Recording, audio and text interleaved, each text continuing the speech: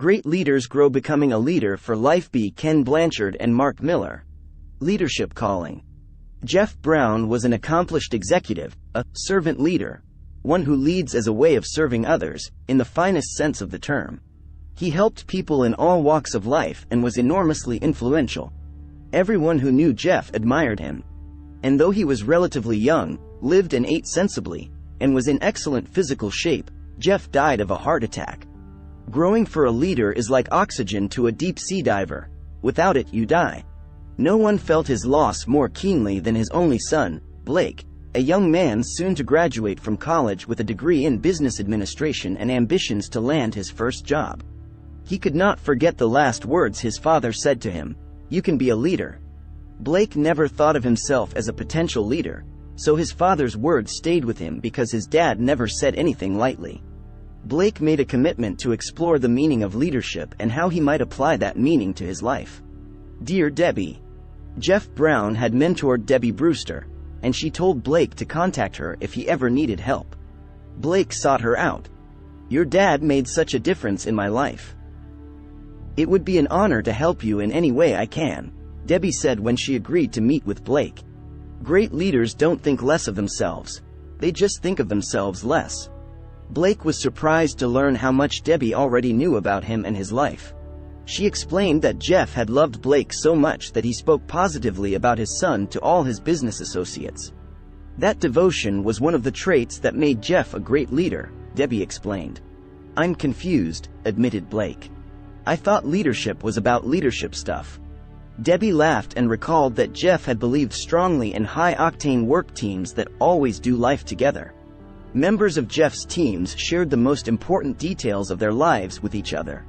For Jeff, nothing had been more important than his son. Many leaders fail to gain knowledge because they have too much to do. They're going too fast and trying to accomplish too much. Blake was intrigued by Debbie's leadership lesson. She told Blake that Jeff taught her nearly everything she knew about leadership. Before Jeff took her under his wing, the team she led was the worst performing unit in the company. Under Jeff's tutelage, Debbie transformed her team into the company's top producing group. Eventually, the firm promoted Debbie to Director of Leadership Development and, later, to Head of Operations. "Me, a leader?" Blake listened politely as Debbie detailed her background. When she finished, he told her that he wasn't as convinced as his dad was that he possessed leadership potential. At just 22, Blake had no idea how to lead anyone.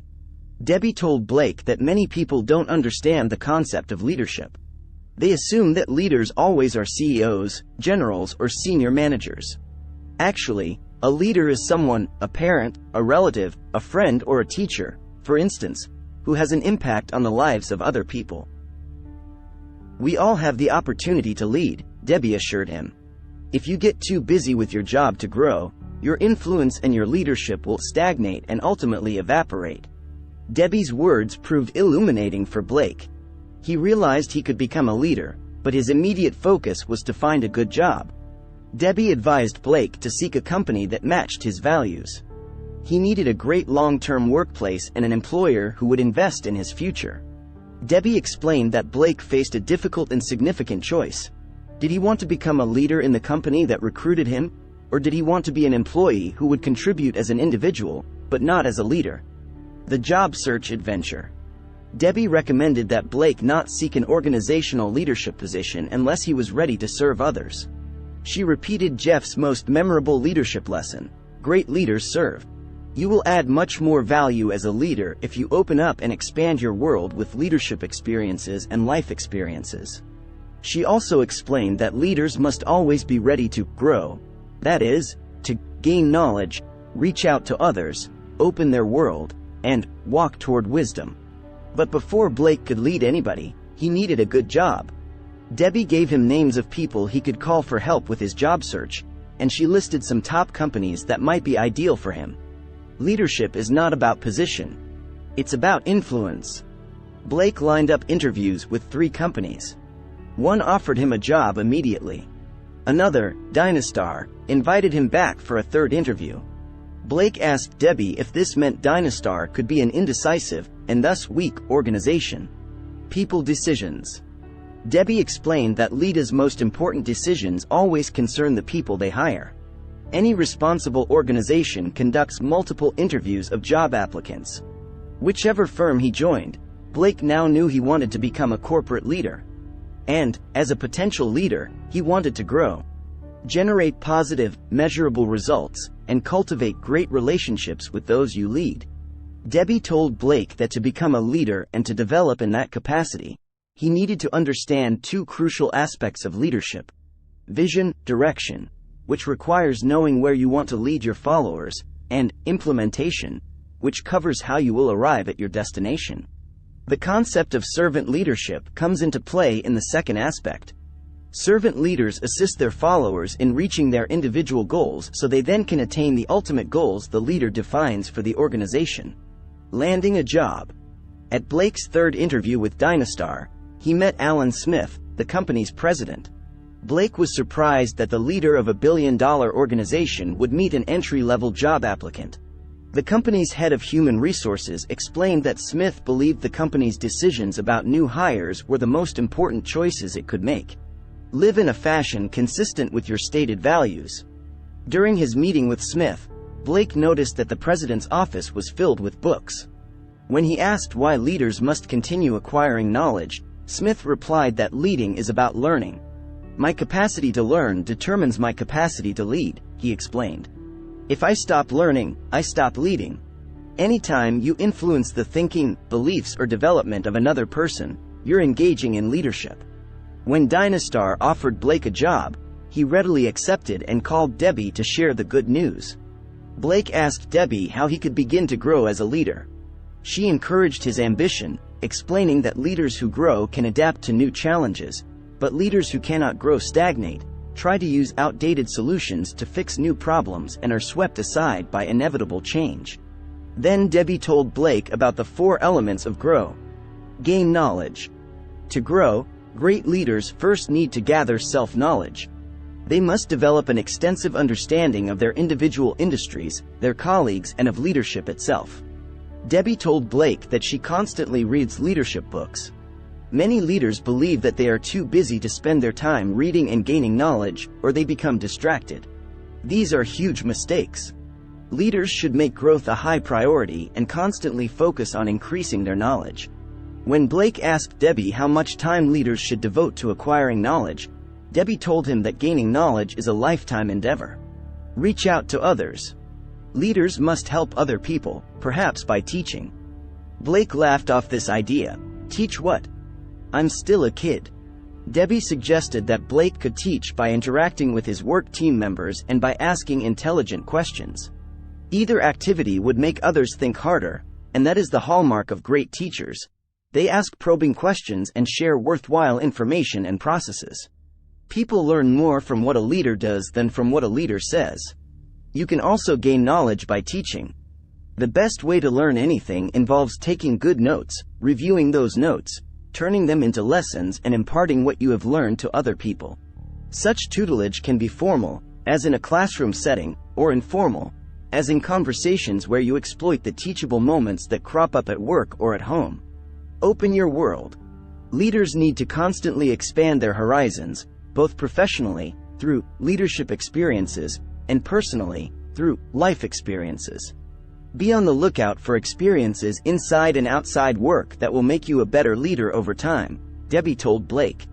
Working together, they developed specific tasks that Blake could perform to expand his world at work and outside the office. 1. At work, track someone else's activities on the job. Visit and hang out at a client's office. Monitor customer calls. Spend time with senior executives and top leaders. Ask the organization's most outstanding performers to share their best practices. Secure a mentor from a different department.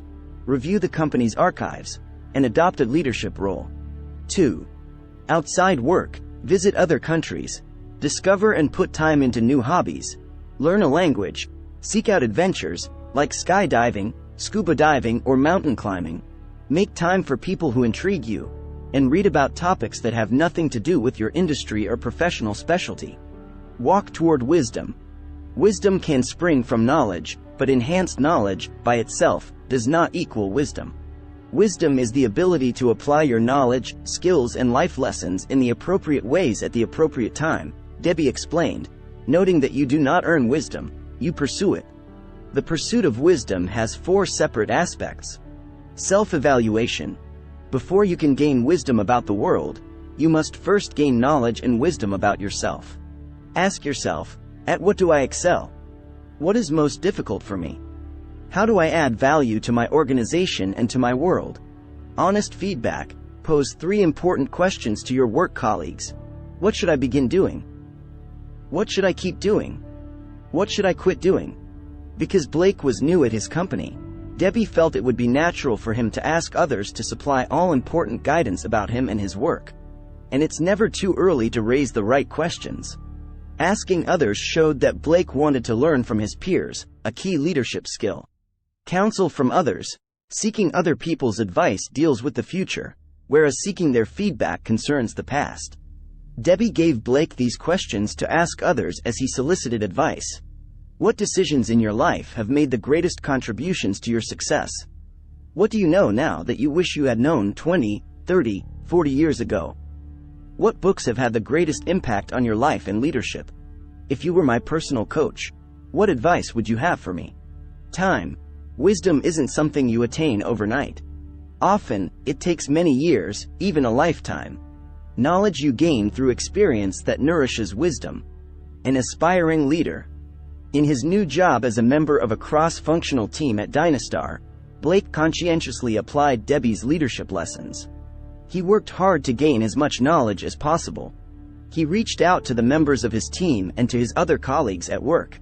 He invested his time and energy to expanding his horizons on the job and away from the office.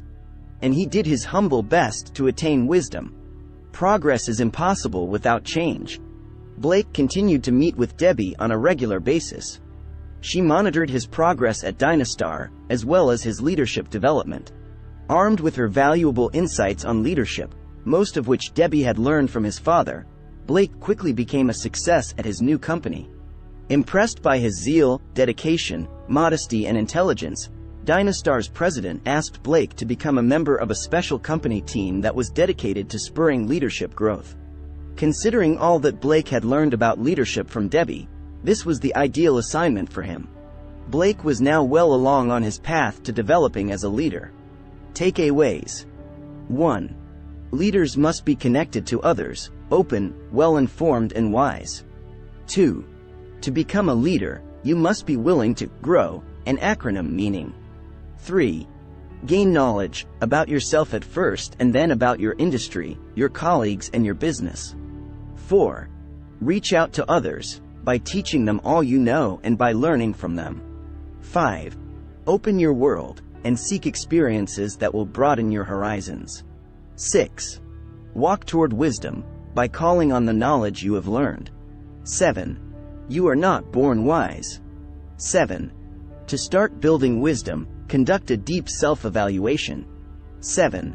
Then, ask others for feedback to see where you are succeeding and where you fall short.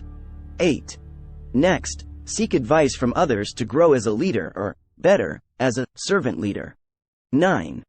Realize that you cannot become wise overnight. 9. Wisdom requires years of experience. 10.